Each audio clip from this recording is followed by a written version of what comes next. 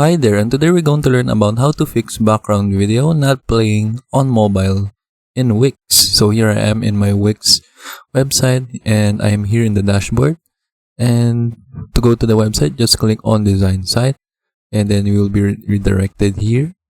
So this is the website that I'm currently creating right now. And once I click on preview, we can see that the video background is playing automatically on the desktop version. But when I go to the mobile version,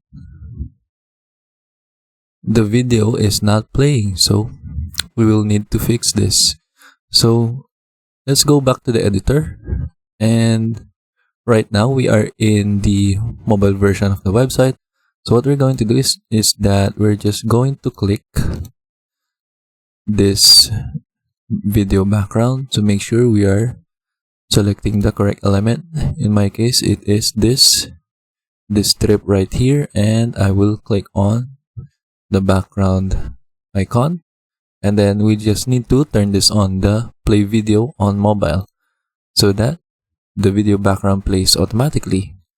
And now once I click on preview, we can see that we have already fixed the video in the mobile version of the website, and it is now already playing.